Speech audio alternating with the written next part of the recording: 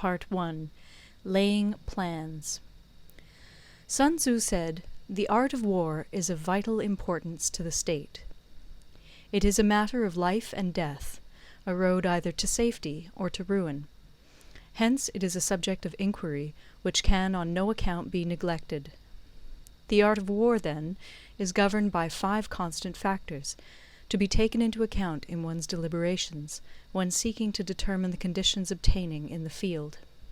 These are 1. The moral law, 2. Heaven, 3. Earth, 4. The commander, 5. Method and discipline. The moral law causes the people to be in complete accord with their ruler, so that they will follow him regardless of their lives, undismayed by any danger. Heaven signifies night and day, cold and heat, times and seasons. Earth comprises distances, great and small, danger and security, open ground and narrow passes, the chances of life and death. The commander stands for the virtues of wisdom, sincerity, benevolence, courage, and strictness. By method and discipline are to be understood the marshalling of the army in its proper subdivisions, the graduations of rank among the officers, the maintenance of roads by which supplies may reach the army, and the control of military expenditure. These 5 heads should be familiar to every general. He who knows them will be victorious. He who knows them not will fail. Therefore, in your deliberations, when seeking to determine the military conditions, let them be made the basis of a comparison in this wise. 1. Which of the 2 sovereigns is imbued with the moral law? 2. Which of the 2 generals has most ability? 3. With whom lie the advantages derived from heaven and earth? 4. On which side is discipline most rigorously enforced?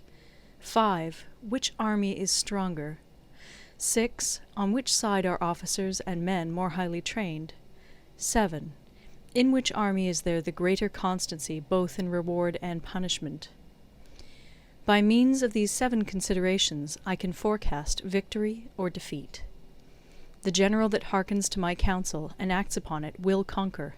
Let such a one be retained in command. The general that hearkens not to my counsel nor acts upon it will suffer defeat. Let such a one be dismissed. While heeding the profit of my counsel, avail yourself also of any helpful circumstances over and beyond the ordinary rules.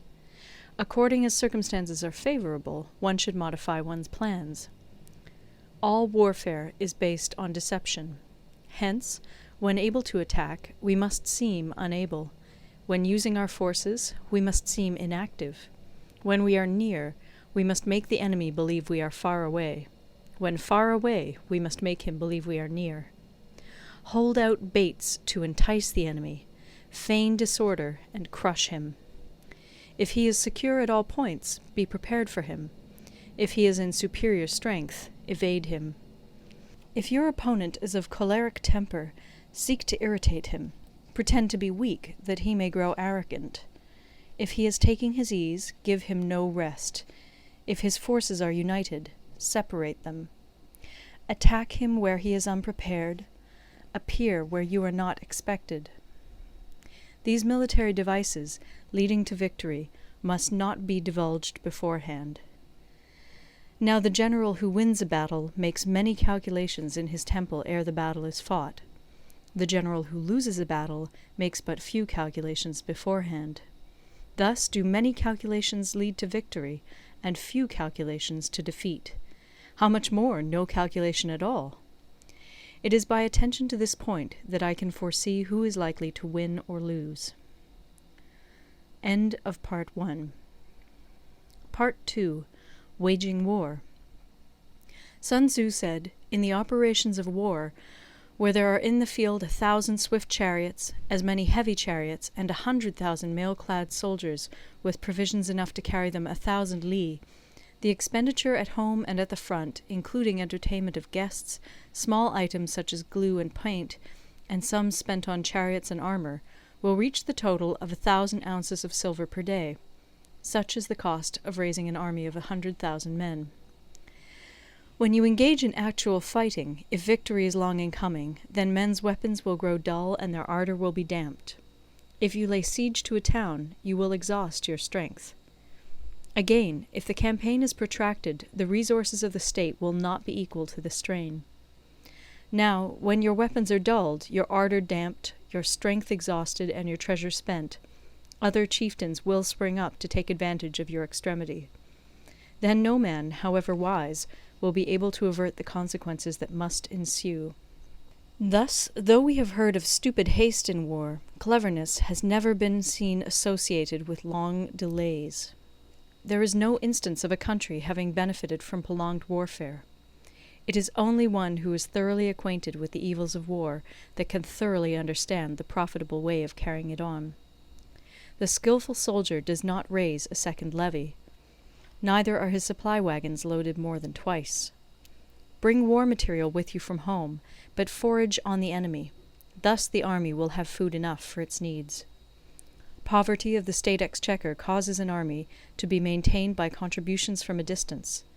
Contributing to maintain an army at a distance causes the people to be impoverished.